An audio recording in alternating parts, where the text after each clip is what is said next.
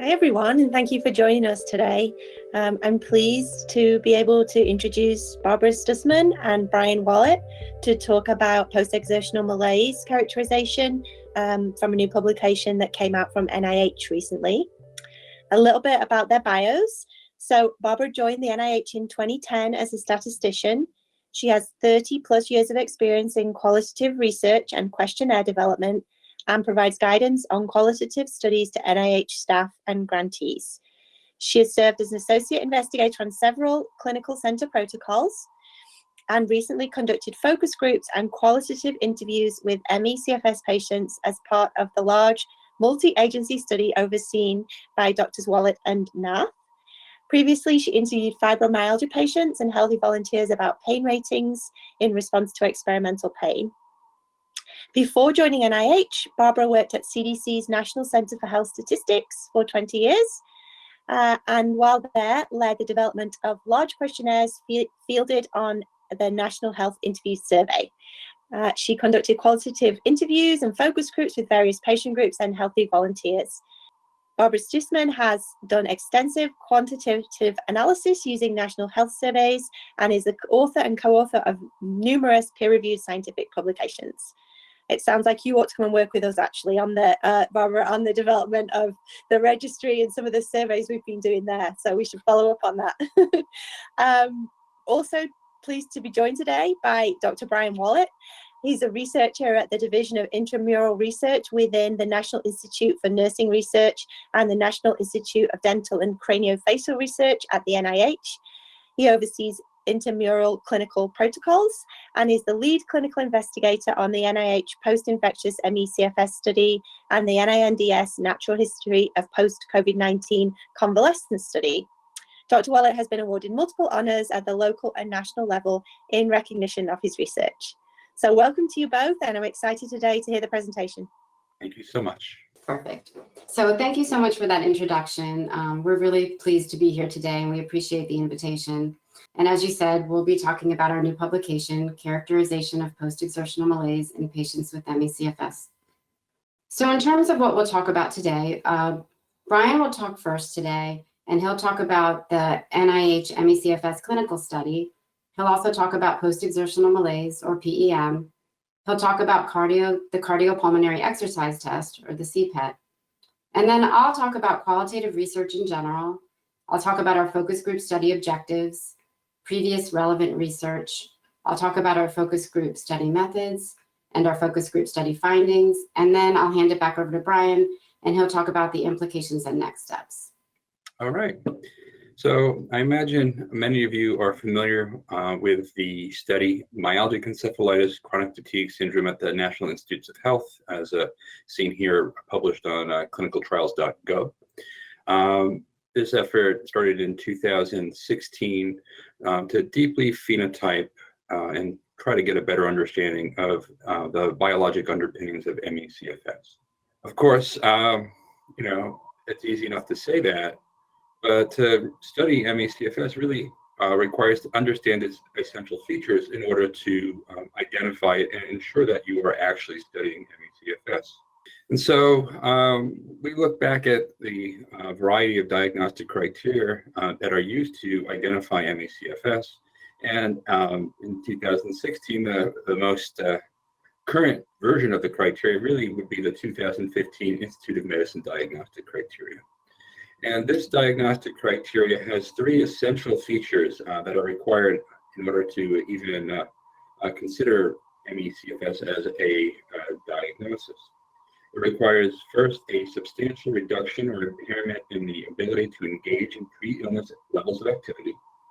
It requires post-exertional malaise, and it requires unrefreshing sleep. And so I box here for you post-exertional malaise. For many, post-exertional malaise is one of the more unique features that define ME/CFS. And so if we were to study ME/CFS, we really need to understand what post-exertional malaise is. So according to the Institute of Medicine, post-exertional malaise is the worsening of symptoms after physical, mental, or emotional exertion that would not have caused the problem before the illness. Post-exertional malaise often puts the patient in relapse that may last days, weeks, or even longer. Some patients, sensory overload can induce post-exertional malaise. The symptoms typically get worse 12 to 48 hours after activity and can last for days or even weeks. And so that is sort of helpful, but it doesn't really give us a good idea of the whole range of what post-exertional malaise is, nor does that definition sort of explain where the information came from. And so we went into the literature, and I pulled forth this particular paper, Post-exertional Malaise in Women with Chronic Fatigue Syndrome, authored by Mark Van Ness and Stacy Stevens, as probably really one of the first and best efforts to try to give a sense of what post-exertional malaise is. All right, and so to do this, Mark Van Ness and Stacy Stevens used cardiopulmonary exercise testing to induce post-exertional malaise. And that's what I have pictured here. A cardiopulmonary exercise test is a test to subjective exhaustion. Essentially, you're put on a bicycle like this, sort of suited up with all the equipment to make measurements, and you're asked to sort of ride until you can't go any further. It starts off really easy, but slowly and surely gets harder and harder and harder as time gets by, until you get to the point where you don't feel like you can go any further, and that is when the test ends. They used cardiopulmonary exercise testing to induce post-exertional malaise in the study that I'm discussing. And this is some of the results that they presented.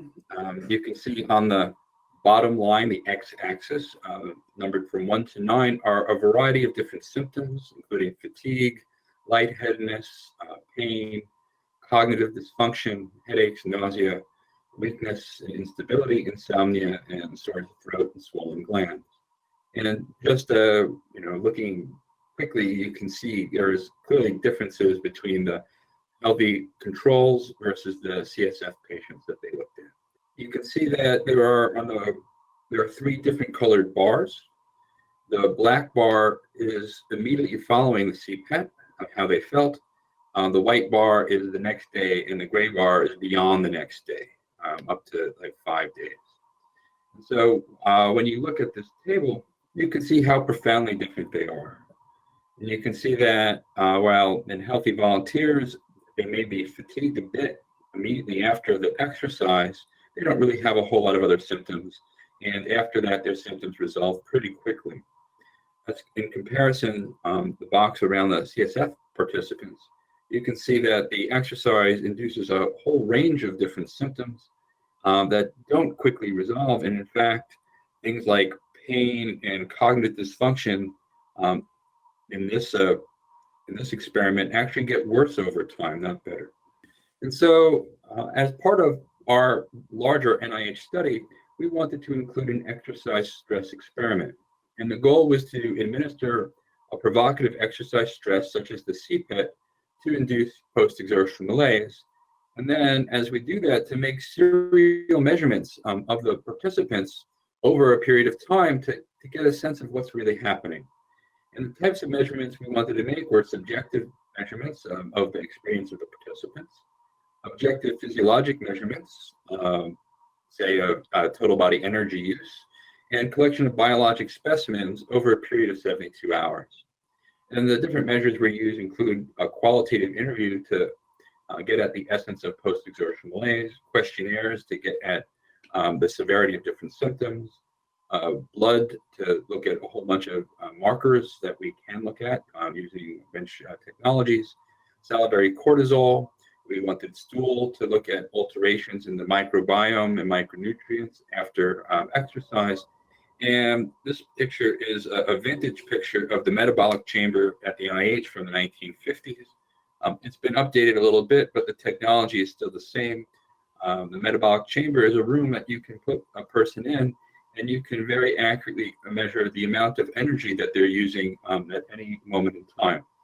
And so we had planned to put our participants in the metabolic chamber for overnight for 3 or 4 nights to collect energy use in our participants. And this is sort of the schedule of what that looks like. You can see here that patients would come on Sunday. They would be put in the metabolic chamber to get baseline measurements, and then we start making measurements In the morning on Monday, they would have baseline interviews and questionnaires and blood drawn before cardiopulmonary exercise test and read, the CPET. And then afterwards, they go back in the metabolic chamber and have measurements made 1 hour after CPET, 4 to 6 hours after CPET, 24, 48, and not pictured here is 72 hours. That's the schedule that we ended up using. However, while we were designing all of this, it was really a question, how do we best measure post-exertional malaise? How do we know what time points would be best? How do we know what symptoms we should be asking about? How would it be best to measure that it is happening to people at any point in time? And I wasn't really sure what the best way was. However, I knew about this lady, Barbara Stussman, who I had worked with at the National Center for Complementary and Integrative Health on some work with fibromyalgia patients in the past. And I thought that our discussions about how one could use qualitative research to get at the essence of these kinds of problems sort of resonated in my mind. And so I reached out to Barbara, and what we'll be talking about is part of what has come out of this collaboration. Over to you, Barbara. Thank you, Brian. So I wanted to start just by giving a little bit more background about myself. I'm a qualitative researcher. Before coming to NIH, as was mentioned in the introduction, I worked for 20 years at the Centers for Disease Control and Prevention. While there, I developed questionnaires for national health surveys, including the National Health Interview Survey, which some of you may have heard of. During this time, I conducted qualitative interviews and focus groups to find out if the questions were being understood the way we wanted them to. For the previous 10 years plus, I've worked at the National Institutes of Health, and throughout my tenure at both the CDC and the NIH, I have worked with many different patient populations, including fibromyalgia patients, persons with cerebral palsy, Alzheimer's, ME/CFS patients, of course, and most recently with post-COVID patients. And importantly, I wanted to point out that I'm not a clinician. Before working on the current study, I had no prior experience with the ME/CFS population. So I feel I was ideally suited to collect unbiased information without already having any preconceived ideas about ME/CFS. And I also want to acknowledge that our goal with the paper was to accurately convey the experiences of ME/CFS patients as they described them to us. We sought to publish the findings for a wide audience so that the broader scientific community would understand the experience of ME/CFS patients, which I know many on the webinar today are very familiar with. So since our focus group study used qualitative methods, I just wanted to give a little bit of background on qualitative research for those who might not be familiar with it. So qualitative research is used to describe and explain individuals' experiences to provide a broad understanding, commonly using in-depth interviews, focus groups, and/or observations. There are many sources of qualitative data, such as focus groups, interviews, observations, diaries, memoirs, and others. These can be used alone or in combination. Qualitative studies are usually exploratory, and they're used for broad research questions. So for example, a general research question such as, how could medical professionals better communicate with cancer patients about treatment options, would be a question that would be well suited for qualitative research. Conducting qualitative research requires sensitivity. Researchers need to know when to be quiet, how to ask questions that put people at ease, and how to focus on what the participant is saying and put their own perceptions aside. One way to better understand qualitative research is to contrast it with quantitative research. So qualitative research generates textual data. So for example, with interviews and focus groups, the transcripts are the data. Quantitative research, on the other hand, generates numeric data and are analyzed with statistical tests. So qualitative research is inductive, meaning it seeks to generate a hypothesis or an explanation from the data. Quantitative research begins with a hypothesis and is deductive, meaning the goal is to test whether the hypothesis is true or not. And as I mentioned a minute ago, qualitative research often looks at general research questions, while quantitative research often looks at specific research questions. So for example, a quantitative study might be used to answer, how often does a patient see their primary care provider? But whereas a qualitative study might look at, how can patients be made to feel comfortable talking openly and honestly with their primary care provider? So with quantitative research, all the data are collected and then the analysis begins. But with qualitative data, the analysis is ongoing and iterative so that the researcher follows the trail that the data leads them to. During interviews and focus groups, the researcher asks follow-up questions as necessary, responding to the initial questions. So it's some of this is done as you go along, and you can't always have all the questions ahead of time. So qualitative data analysis is both an art and a science. The art is the creativity required to construct a story from the narratives. The science is then validating that story against new data as the research goes along. In qualitative research, you can't say that only one story can be constructed from the data. For example, when looking at reasons why people choose a particular treatment option, you could focus on the physical benefits, the psychological benefits, or other aspects. Or when talking about individuals with chronic illness, you could focus on the management aspect, the suffering aspect, or other aspects of the illness. The researcher needs to pay attention to the conditions under which something is said or done. So for example, with interviews and focus groups, the location, the moderator, other participants, they all contribute towards the responses. And in qualitative research, concepts are derived from the data and provide a way of grouping and organizing the data, which is what we did when we analyzed our focus group study. Concepts are compared for similarities and differences against the next set of data in a sequential approach that begins with the very first piece of data. And by a piece of data, I mean a word or phrase from the transcripts. In qualitative data analysis, we use what's called coding. Coding is assigning a word or phrase from the transcripts to each segment of data. And that's what we did for the focus group study. So the researcher compares each word or phrase for similarities and differences. Segments found to be conceptually similar are grouped together to form categories. The categorical structure is iteratively modified, and it becomes more complex as the research goes along. Eventually, there's no more challenges to the coding scheme based on the new data, and that's what we call saturation. An important aspect of qualitative data analysis is having multiple coders to ensure validity in the findings. So several different researchers read through the transcripts and independently decide on the categories. And when disagreements occur, we hold in-depth discussions to reach consensus. And that's what we did with the focus group study. So now I'll talk more specifically about our new study, which was just published recently in Frontiers in Neurology. But I want to make sure to acknowledge all my co-authors. Ashley Williams is currently in medical school in Michigan. Dr. Joseph Snow works at the National Institute of Mental Health. Angelique Gavin, many of you may know, she's the ME/CFS study coordinator. Remley Scott works with me at the National Center for Complementary and Integrative Health. Many of you probably know Dr. Abby Nath, who is the clinical director of NINDS. And of course, Dr. Walitt, who's my co-presenter today, is the lead investigator of the ME/CFS study. So as Brian mentioned, several years ago, he approached me about what was the then upcoming ME/CFS study at the clinical center. And he asked if I was interested in leading up the qualitative component, which included one-on-one interviews with ME/CFS patients. And from the beginning, Brian incorporated qualitative research into the study design. So the focus groups were conducted at that time to inform the then upcoming main study, and specifically to determine the best way to ask about symptoms, to determine the optimal timing for the interviews and questionnaires, and for the collection of biological specimens in relation to the CPET test, and also to assess differences between PEM in daily life versus PEM following CPET so that we could better inform the qualitative interviews. And a secondary goal was to gain a deeper understanding of PEM in ME/CFS patients. So before going into the details of our study, I just wanted to talk for a minute about previous research, which many people on this webinar may be familiar with. We found when searching the existing literature that PEM in ME/CFS has not been all that well explored, especially using qualitative methods.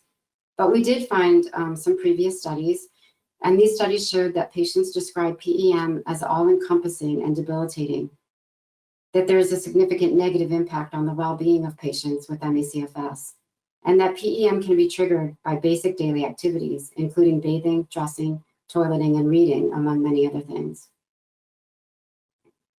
Previous quantitative research in PEM in ME/CFS patients is based mainly on survey data. And these data show that patients describe a wide range of symptoms, including muscle aches, flu-like symptoms, cognitive problems, gastrointestinal problems, pulmonary issues, sensory issues, among many, many other problems. And although there's a wide range of symptoms, many studies have found that there are certain symptoms that seem to be common across patients, and these have included physical fatigue, cognitive fatigue, muscle pain and weakness, and unrefreshed sleep. Previous research has also looked at PEM and fatigue in other conditions, such as cancer, stroke, MS, post-polio syndrome, and whiplash-associated disorder. And these studies have found that fatigue has some commonalities across conditions, such as a feeling of loss of control, an unpredictability of symptoms, poor or unrefreshed sleep, and cognitive issues. But the main difference between these other fatiguing conditions and ME/CFS is that patients with these other fatiguing conditions don't report a worsening of symptoms following exertion, or PEM.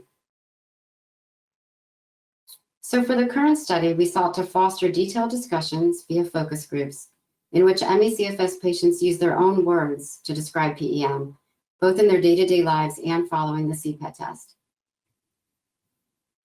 So why did we decide on focus groups as our approach? Focus groups are useful for underexplored topic areas. They allow participants to compare and contrast their experiences, which can produce a wider breadth of detail than you can get from one-on-one interviews. Focus groups are also useful for individuals with disabilities. They provide an opportunity for patients to express themselves freely and feel validated by the shared stories within the group. And because we conducted the focus groups via telephone, we were able to include people from all over the country who wouldn't otherwise be able to travel due to their disability.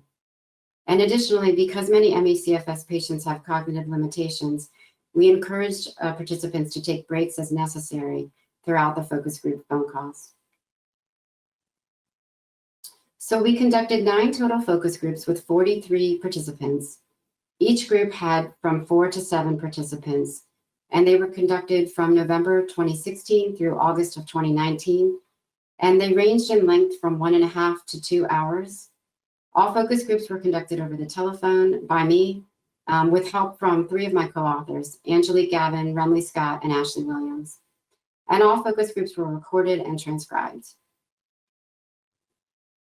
To recruit participants, we used what's called purposeful sampling, which is a qualitative sampling procedure where we intentionally recruit from people with a particular experience, in this case, patients with ME/CFS. And as Brian mentioned earlier, we solicited participants from advocacy websites and from the offices of health professionals who treat ME/CFS patients. Since we wanted to ask patients about PEM after having the CPET test, we recruited patients that had undergone CPET testing, and we prioritized individuals who had had the CPET in the previous 12 months so that the memory would be fresh in their minds. We also sought to maximize variability with respect to many sociodemographic characteristics, including age, sex, race, ethnicity, marital status, education, employment status, the severity of impairment, years since symptom onset, and geographic location. So I want to show you the discussion questions that we used for our focus groups. As is common with qualitative research, the discussion questions became more focused as the study went along. So the questions from the first focus group to the final focus group are a little bit different. We used what patients told us during the initial focus group to then tailor the questions and make them more focused for the subsequent focus groups. And I'll show you an example of this in a minute. And I'm gonna show you all the questions that we asked about PEM in day-to-day life, but they're very, very similar to the ones that we asked about PEM following CPET. And then unscripted follow-up questions were asked as appropriate at the time based on what we heard from participants in the focus groups. And we used probes to obtain information if the participant didn't already mention it in response to the question that we asked. We took care to elicit responses from everybody on the phone call if they didn't just jump in naturally. So we made sure that everybody had a chance to talk. So this was the question that we used for our very first focus group. We'd like to hear about your experiences with exertion. It will be helpful if you can give a specific example of exertion that caused you difficulty. Please describe a specific activity that you've done recently and how you felt afterwards. And then based on hearing from a lot of patients, we modified the questions so that for our final focus group, this was the question that we used. We are interested in learning about how you have felt after exertion in your day-to-day life. We want to hear about any physical, cognitive, or emotional symptoms that you may have experienced after exertion. It may be helpful to use a specific example. And then if they didn't tell us this during their initial answer, we would make sure to ask, we're interested in how you felt throughout your whole body. So this was the final version that we used. And these are the other questions that we asked, and these are all the final version of the questions. So we asked, how long after exertion do your symptoms usually begin or start to come on? Please describe the transition from before exertion to having PEM symptoms. And we wanted to know, is it more gradual or more sudden? We asked, when are your symptoms at the worst or the peak of PEM following exertion? And we wanted to make sure we found out how many hours or days after exertion. We also asked, we would like to get a sense of how long after exertion until you felt that you had recovered. That is, went back to feeling the same as you did before exertion. So we recognize that recovered isn't actually recovery, but it's just to the pre-PEM state. So now I'm going to shift gears from talking about the methods to the findings.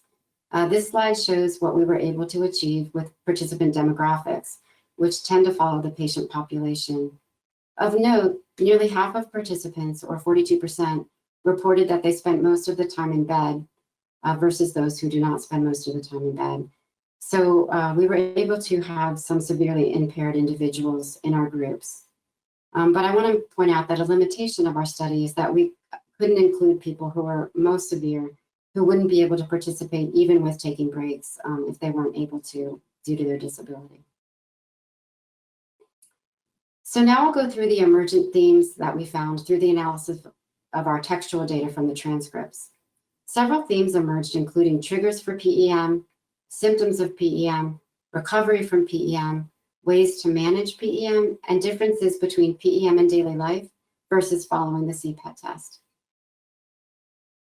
We asked focus group participants to give examples of activities that caused them to have PEM. And through the analysis of the textual data, we found 3 broad categories of activities: cognitive effort, physical activities, and emotion precipitated. And we understand many of these activities fall into multiple categories. So, you know, while they're listed here, we know that it's not as cut and dry as it seems here. But note that many triggers were activities that healthy individuals find relatively easy, such as grocery shopping or reading a book or going to a doctor's appointment. So I wanted to also show you some of the specific quotations from the focus groups that people said. I pulled out some of these quotations. And these quotes were given to us by participants in the focus groups when we asked about triggers. So in terms of describing how cognitive effort can cause PEM, one participant said, "Yesterday I was doing some sorting of a folder, keeping this, throwing out that, and an hour of that really burned my brain. I could feel that immediately after." And another participant said, quote, "I could no longer write on the chalkboard. They said I would malform the letters. Students were talking and I wasn't oriented in time. I couldn't understand what they were saying to me. I didn't understand what I was saying to them." When describing some physical activities triggering PEM, one participant said, "I can go grocery shopping one day and I'm completely spent for 2 to 3 days." And another participant said, quote, "I'm walking through Walmart to get my prescription and I'll feel okay, but then as soon as I get home, it's like flipping a switch and I immediately have no energy." And when describing emotion precipitated triggers, one participant said, "Anything that can take emotional energy can cause it, such as going to funerals, dealing with people's emotions." And another participant said, "I engaged in several hours of social interaction. I had all this extra stress of parents coming. So the next day, mid-morning, I start feeling bad. I am basically in bed for hours."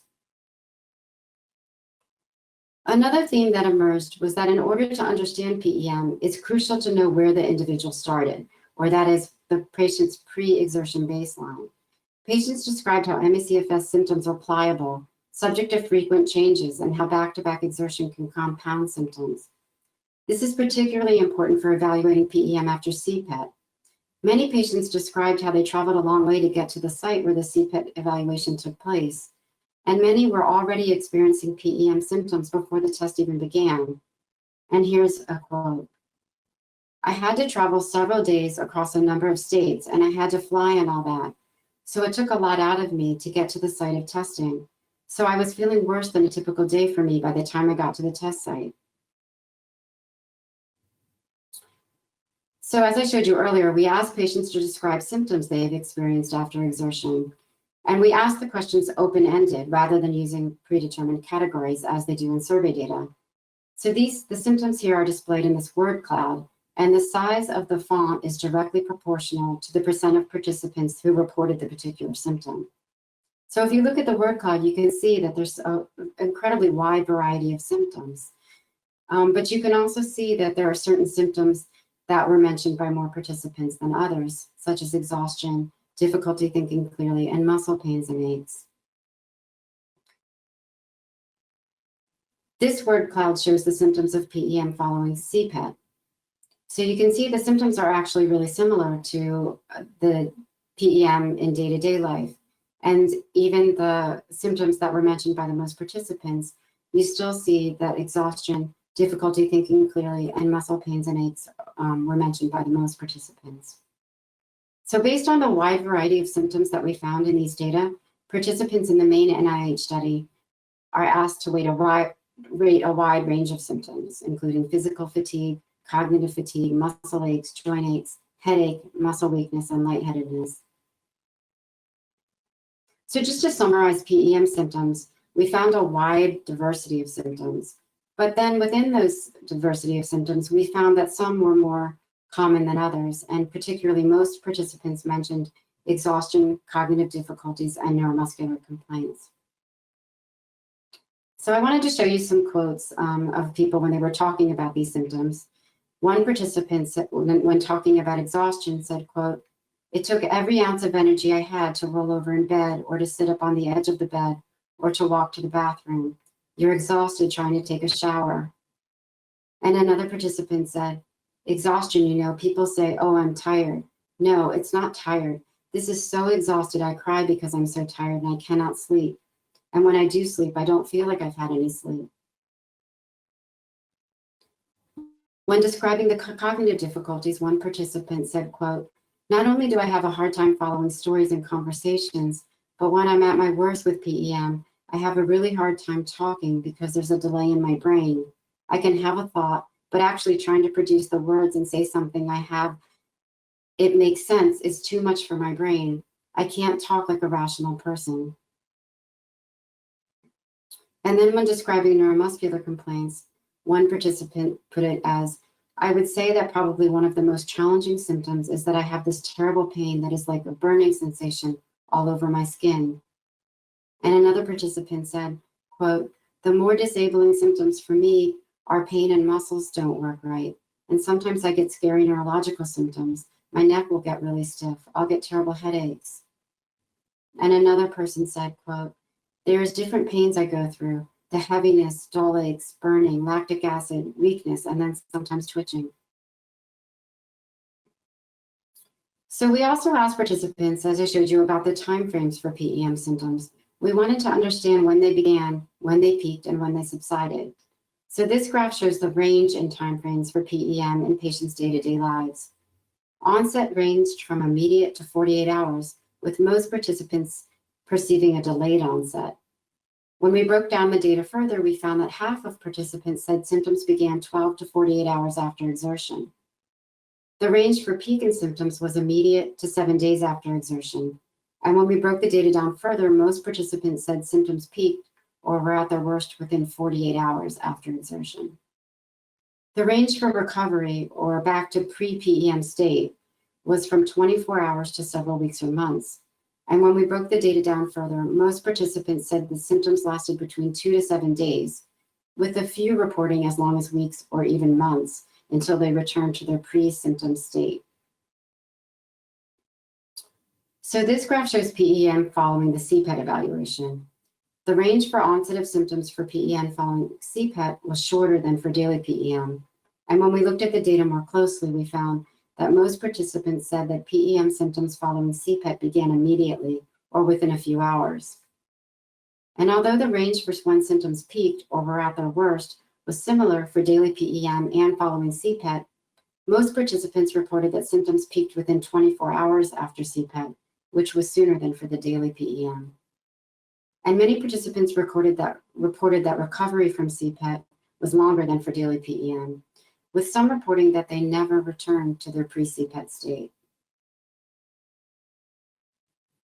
So the data that I just showed you on those graphs, we use, on the onset, the peak, and duration of PEM, informed the timing of data collection in the main NIH study.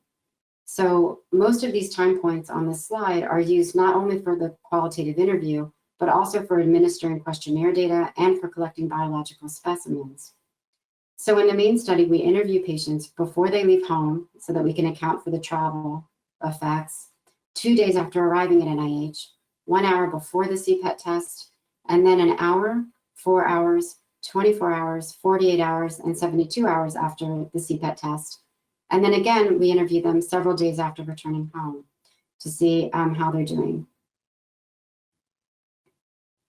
Another theme that was related to whether patients perceive the onset of symptoms as gradual or sudden.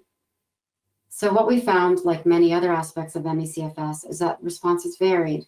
Some described a sudden onset, some described a gradual onset, and some said that they had both sudden and gradual within the same episode of PEM, but it varied based on the specific symptom. We also asked about recovery from PEM. And contrary to other aspects of PEM, this really didn't vary much across participants. Virtually every participant described the need for complete rest. And many said it's not a strategy for recovery so much as an absolute necessity. Participants emphasized that the complete rest included limiting all sensory input, such that many reported using earplugs, eye coverings, and limited lighting. Some had a bedside toilet. And here's how one participant described it. It feels like life has all but shut down.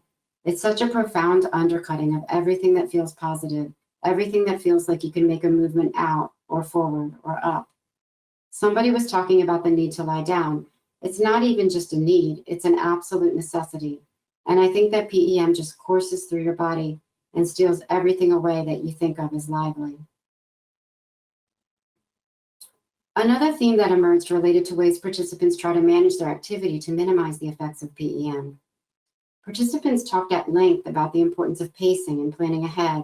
Many described months or even years of being stuck in what they called a push-crash cycle before becoming better at managing their activity level. When describing the importance of planning, one participant put it this way, quote, "If I know that I've got to run a lot of errands that are unavoidable, I will actually look at the calendar and make sure that I don't have anything back to back, that there's nothing going on for days after." And when describing pacing, one participant said, quote, "Now that I know how to manage my illness better and I know to always rest, I don't have big crashes very often. I'm able to maintain a certain equilibrium, and I have to be very strict about it. I've missed weddings and funerals and births and birthdays, and I have to be very, very careful, but I'm doing better overall, and my quality of life from day to day is better." When describing how PEM compounds, one participant put it as like this, quote, "Some things trigger you a little more than others, and there's a compounding effect. My doctors allowed me to work only 6 hours a week, which I thought was ridiculous, and I can do more than that. And I did that for 6 weeks, and it was amazing how fast everything slowly unraveled. Doing that extra amount, I was falling asleep on the couch before making it to bed to brush my teeth and do all the normal bedtime stuff." One of the most striking findings for me as someone who had no previous experience with the ME/CFS population was the level of despair expressed by some of the participants in our focus groups. They talked at length about the unpredictability and the anxiety at not knowing how long PEM would last or if they would ever return to their pre-PEM state. They talked about the huge toll it had taken on their lives. And many participants compared their lives to those of normal or healthy individuals. And here's a quote, "A normal person's energy is almost energy on demand throughout the day, aside from resting every 24 hours. But for us, it is such a lag for recuperating energy." Another person said, quote, "I feel like I'm just constantly assessing my energy level, and normal people don't do that. They get up in the morning and they can pretty much know that they can get through a list of things to do. whereas it can take me weeks to get 2 or 3 things done, and sometimes not at all. When describing the enormous impact on their lives, one participant said, quote, "The real hard part is that you have to choose. You can't just do this. My life is never going to be complete." And another person said, quote, "I have been sick so long that I really don't have a life. I would give anything to have just some part of my life back." So in terms of the main takeaways from the study, we found that symptoms were wide-ranging, affecting the entire body, but with no observable subpatterns within the participants. Within these wide-ranging symptoms, we found 3 core symptoms that were mentioned by most of the participants, which were exhaustion, cognitive difficulties, and neuromuscular complaints. For some participants, the symptoms came on suddenly after exertion, and for others, they came on gradually. And PEM following CPET had very similar symptoms to those that occurred in day-to-day PEM, although PEM following CPET had a shorter onset and peak and a longer duration. Additionally, we found that PEM takes a significant toll on patients with ME/CFS. Focus groups participants described foregoing family events and other joyful activities. And lastly, our study highlights the importance of capturing qualitative data in order to gain a complete picture of understanding patient experiences. These rich and detailed descriptions found in our data could not be captured through predefined questionnaire categories alone. And now I'm going to turn it back over to Brian to talk about the implications of our study. So that was a lot of work. And the information sort of rolled in over time. And one of the nice things about doing inductive studies is as we were reviewing the data, we were able to understand what people were saying early in the study and sort of start to apply those things to the larger study as we continued down the road with our focus groups. And some of the things that came out pretty quickly were that if we were going to bring people to NIH, that we had to make sure there was adequate time for them to rest before the CPETs. And so we built in additional time actually at both ends of the visits, just to give participants time to recover from their travel. We took extra care to make sure that we assessed their pre-intervention baselines. We knew that there is no standard normal for anybody who would be being measured in our study. And so we wanted to make sure that we were measuring people where they were at that moment so that we would have a really good comparison. The timing of our measurements was definitely informed by the focus groups, and that's why we picked all those times we discussed. And it also suggested that we should add interviews to before and after the visit so we could really understand what people were like when we saw them compared to what they were like when they were in their houses. You know, how relevant were their experiences to their normal lives. That also brings up a really interesting question. You know, now that we have more information from these focus groups about what PM is, how do you measure it? What is the best way to determine the course and peak of PM in people who are experiencing it?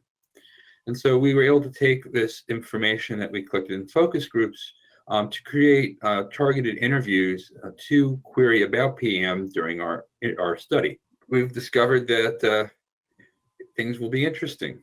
This is sort of data from one participant over the course of their exercise challenge. On the x-axis on the bottom, you can see numbers 1 through 6. Those are really time points of progression through the study from baseline to the time of CPET, and 4 being actually 48 hours after the CPET. And the black lines are post-exertional malaise as measured by our qualitative interviews, which were reviewed by a team of people and assigned severity ratings based on the words that the participants used. And you can sort of see here in this participant, they didn't have a whole lot of PM at baseline. CPET was around line where 1 should be. And they developed post-exertional malaise around 48 hours. That was pretty severe. However, when we looked at how the questionnaires performed when measured at the same time, we can see that there's a real problem. the blue line are the physical fatigue measures on a 0 to 10 scale, measured over the course of over the same course of time. And you can see that it's really a flat line, that post-exertional malaise, if we were to measure it using physical fatigue questionnaires, would be totally missed here. And so adding these qualitative interviews seem to be really, really important if one is to measure what post-exertional malaise is, and sort of what the next steps will be are how to use the questionnaires and interviews together to best characterize post-exertional malaise and to help us better interpret the data that we are collecting. And then I want to take this moment to acknowledge some of the collaborators that participated in the NIH study. This is not a complete list. New people are always coming and going in the group, but this shows you sort of the wide array of investigators that have participated in the study. And I want to say an extra thank you to all of the ME/CFS participants and healthy volunteers that volunteered to be part of this pretty intense experience. We really do appreciate those efforts. And I guess with that, Barbara and I would be happy to take any questions that you have. Thank you very much. That was a really informative and really comprehensive look at post-exertional malaise. So thank you for all the work that you did to better understand it and then to immediately integrate that into the study. I think it's really interesting and powerful work on behalf of the community. We do have a few questions that have come in. Any difference in post-exertional malaise between fibro and ME/CFS patients? For this work, we've limited ourselves to ME/CFS. Fibromyalgia patients are defined in a very different way. Right? Fatigue is a soft definition depending on the criteria that you use. And so depending on how you count and lump people together will show you how much PEM is part of it.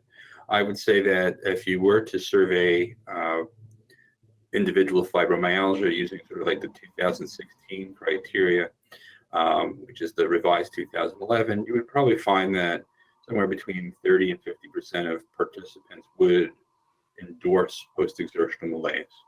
However, because fibromyalgia is so much more pain-focused than fatigue-focused, it's not going to be an essential characteristic like it is for ME/CFS. Thank you for that. Next question from Sharon. During the recovery period, what was the level of activity? Were individuals able to maintain their daily needs or were they bedbound? You know, in the focus group study, it really varied. Most of the participants described really needing complete rest. I would say the vast majority of people described needing complete rest and not returning to their, usual activities. But of course, there was some variation, but the vast majority of people did talk about needing complete rest. Okay. Was there a difference in the exercise study or CPET between patients with POTS and those without? Yeah, for this study, we didn't look at other conditions that people had. We just, we took people joined the study who had ME/CFS and who had undergone CPET testing, but we didn't make an effort to capture other, comorbidities or co-conditions. In the larger study, we are looking at autonomic function. We use a tilt table testing. We do heart rate variability analysis, and we'll have a better sense of the impact of dysautonomia on CPET performance when that data gets analyzed. Awesome, thank you. This is a question from Andy. Given the number of patients in the study was relatively small, will you be making efforts to replicate your findings in a larger cohort? For example, and I promise I didn't add, this is not actually a question from me, but for example, making use of the U+Me registry could provide a way to reach more patients and get patient responses in real time, rather than relying on patient recall. So the question overarching is, will you be making an effort to replicate your findings in a larger cohort? In the work that we did, the reason we stopped enrolling more participants is because we hit saturation. Right? For this kind of research, more and more is not always necessary because you start hearing the same things over and over again. And so the number of people that were enrolled in this study were enough that we felt pretty confident that enrolling more and more people wouldn't really provide any new information. If one were to do a confirmatory study, in fact, it would probably be better if a different group did it. Right now, we started off in this unbiased way with our own information. And it would be better for a different qualitative group to sort of take our methods and see if they found the same thing, to ensure that our biases don't inform that replication study. And so we certainly would tip our hats to anybody that would like to take on that challenge. However, the idea of a study that measures post-exertional malaise in real time in a large cohort prospectively is a great idea. That would take some doing. It really isn't the type of project that would suit the Intramural program at NIH, but I am sure that it is something that would definitely suit an extramural project and possibly competitive for funding. Well, that is what we're doing as part of the registry. So the symptom tracking app does collect real-time information on post-exertional malaise. So we have about 1,800 people in the registry so far. So it'd be really interesting to talk offline about how we can maybe compare our findings with yours and potentially look at some future research. Can you elaborate on why African-American Latino percentages were so low in the demographics of study participants? And I know this is an ongoing challenge with getting a diverse population into these studies, but do you have any insights to answer that question? The way that information is disseminated across communities is biased on its own. Those things will take time for it to change, and we anticipate that the demographics of these things will change over the next decade. With changes in how people communicate socially. But we live in the times that we do. Our study, we really did try to oversample underrepresented race, underrepresented gender. We tried to oversample men as well because they are often underrepresented. We wanted to make sure that we had a good spread of ages. And so we actually do have a pretty, between the young, middle-aged, and more elderly. And we tried to ensure that we had a good geographic distribution, if you were to look back at our demographic slide. So we took care to try to address that, but there's only so much oversampling that one can do. Okay, let me ask you one more, and then we'll perhaps send the rest via email to you because we can't get through them all. There's a lot of questions coming in. But let's make this the last question from Mary. So Dr. North said he had a lot of collected quantitative data. Can it be posted online for other researchers to work with? We're currently looking at the data that we have collected. There is a lot of it. We have a long-term plan to make everything available. We are the government, and it's not ours. It's everybody's. The extramural community has developed the MAP-ME-CFS app or a program, which is a platform that is designed to house data from multiple investigators and to help facilitate sharing and research. And we do plan on using that resource for housing the NIH intramural data once we are done with it. Okay, awesome. All right, well, thank you very much, you two, for presenting today. It was really, really informative, and the work you're doing is awesome. And thank you on behalf of the community, both for presenting today, but also for the work that you're doing and the commitment to the ME/CFS community. With that, we will end the webinar. So thank you, everybody. Thank you. Thank you for having us. Thank you everyone again for joining this webinar, a presentation of Solve ME/CFS initiative. We provide these services for free as an educational opportunity for both the community and for our researchers. Please consider a donation to our organization to continue to make these available services for free. We have a $1 million board challenge that's going through the end of the year up to midnight on December 31st. Your donation can generate almost another $1 million to help fund additional programs like these, and of course research for ME/CFS. So once again, thank you all for joining us today. I hope you have a wonderful rest of your week. And if you'd like to see a recording of this webinar, it will be available at our YouTube channel at www.youtube.com/solvecfs. Thank you everyone, and have a wonderful day.